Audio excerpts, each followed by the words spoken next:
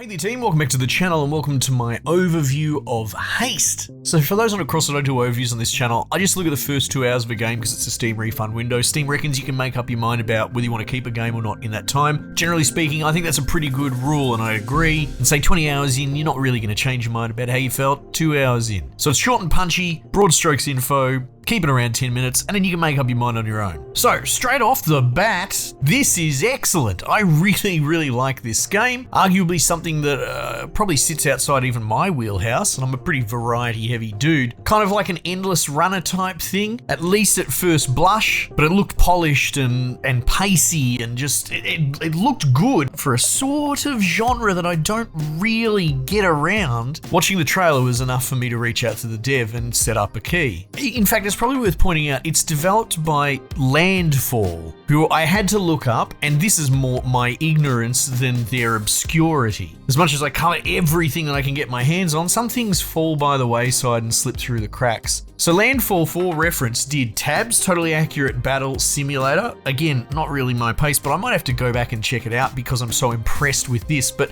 you can't deny that that was an explosive, humongous success of a sort of sandbox pitting, T-Rexes against monster trucks, just weird battle setups. They also did Cluster Truck, which if you think back, that was a humongous hit going back about a decade, and you can see a bit of the DNA in this from that. There was a game called Rounds I tried briefly, and I don't really remember much of it. It's like a 1v1 duel simulator, not Nidhogg, a little bit more platformy, but my point is, they've actually done a lot of different stuff, and a lot of it has popped off as well. And Haste, deservedly so, is just as good as their previous pedigree. Kind of makes me think of 11-Bit Studios, who I celebrate to no end, as a variety studio that just puts out bangers. However, I'm more familiar with them and not so much these guys. But anyway, look, that's the background.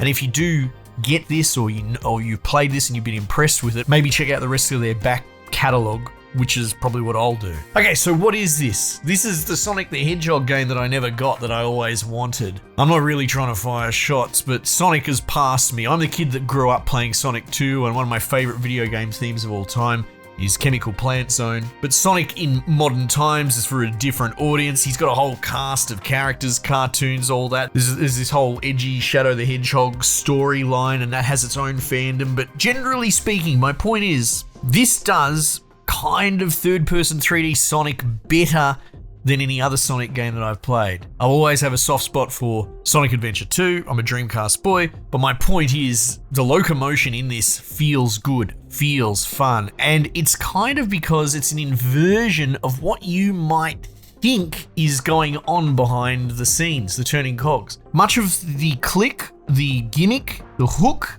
which you might not necessarily see, and you'd have to get your hands on it to feel, is what I would call controlled descent. The core of this whole game is gotta go fast, and the faster you go, the better, because at the end of a level, it is a roguelike, but the currency is in these little star things, and you can pick them up throughout the level, but at the end of the level, you will essentially get a grade rating, depending on how fast you move through, which then turns into an immediate multiplier. For example, if you get S grade because you nailed it, it will double all the stars that you earned from that. Now, I played with that a little bit. I thought, well, maybe if I go a bit slower, but I'm a bit anal about picking up the stars, and you can do that at your own risk, but you do have like a sort of boogeyman, world-destroying, the narrative's thin, but it's enough. It's done well enough as a carrot on a stick that, being chased by a dark entity that's wiping out the instanced world that you're in. Manifest in gameplay, this is, if you stop, you will die. So you can slow down and pick up the stars and get an E rating, which gives you no multiplier, but generally speaking, from my limited testing, it seems that going fast and maybe picking up some stars along the way is going to be much better on your pocketbook. But how do you go fast is the question. Well, to kick off a level, you often have to hold down shift, which is the Sonic equivalent, of curling up in a ball and speeding off and pew, off you go.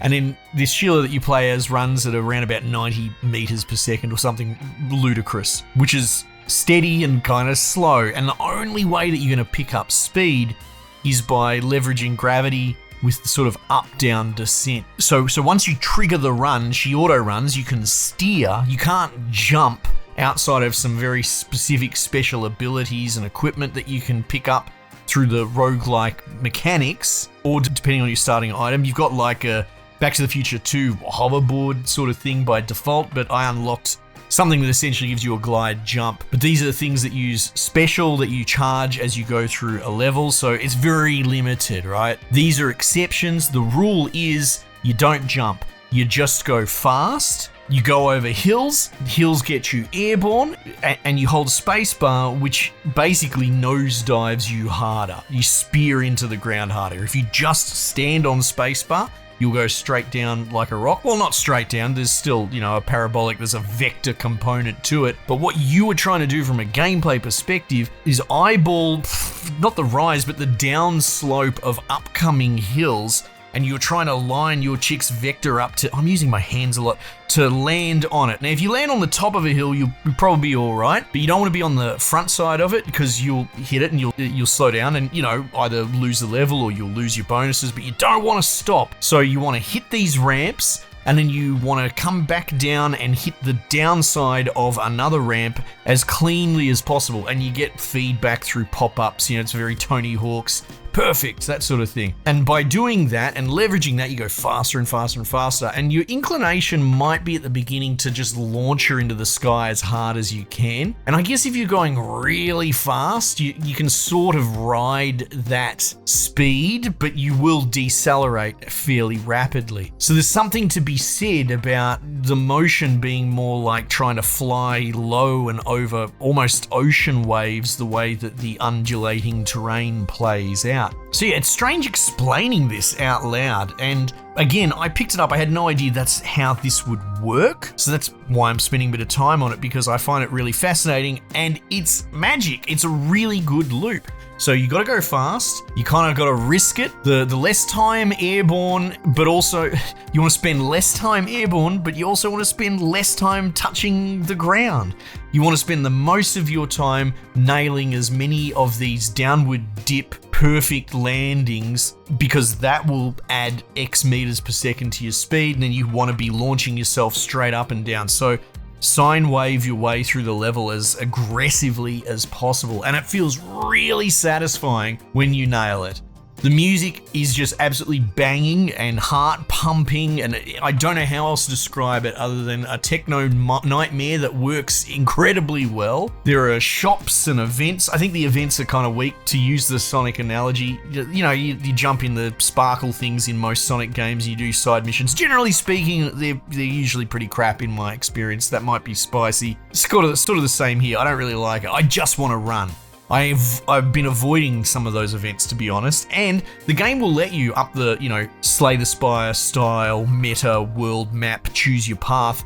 It'll let you lock in the next, 4 pathways if you want, and you will just back-to-back sequence them really fast, and it works so well with this game in that you just keep running. You finish the level, it gives you your points. Okay, good. Within 5 seconds, it puts you back into the next level, and it's getting tricky and hard. You buy things from shops along the way. There are some activatables, but there's some very clever passive and triggerables. So if you get near misses, it's almost like a burnout game. So if you nearly wipe out, that can then trigger, an item, like maybe you get plus 5% speed increase every near miss, and it has a reset cooldown of 5 seconds, something like that. Other ones will give you health, other ones will give you income, and then, there are activatables, little mini jumps and that sort of stuff. And then there's bosses at the end of each of what they call shards. It's not just pure roguelike, these are sequential run-based levels, but in many ways it plays out roguelike. I suppose it's just a little bit more curated in levels that you do a run, but you still have random shops and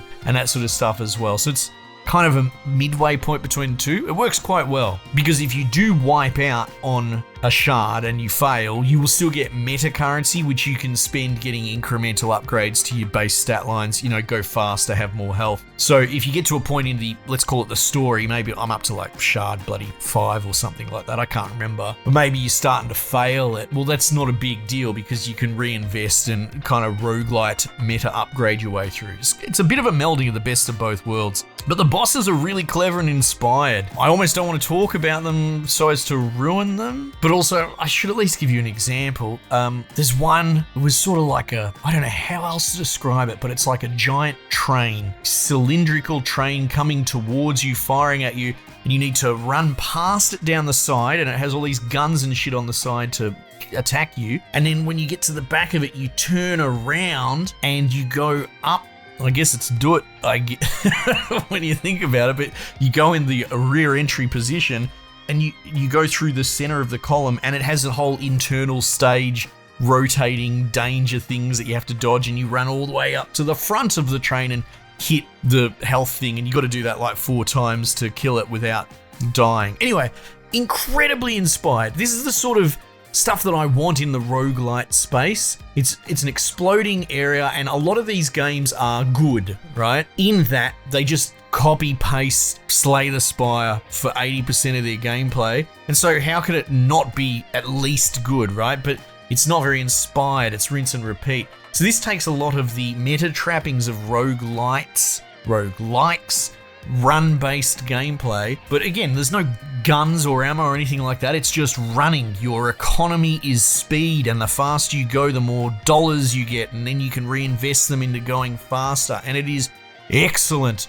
And it really makes me want to see more run-based roguelites coming out. Anyway, I'm obviously very impressed and would highly recommend checking it out, especially if you're someone that maybe turns your nose up at this. You know, not that I was being prudish about this, but if you watch the trailer, turn the sound on, listen to the pumping soundtrack, and the art design's very inspired, you know, I think it's worth giving a go, even if you think maybe it's not for you, because personally, I'm a convert. Anyway, I don't want to waffle any more than that. Team, might just leave it there for the time being, and I'll catch you guys on the next one.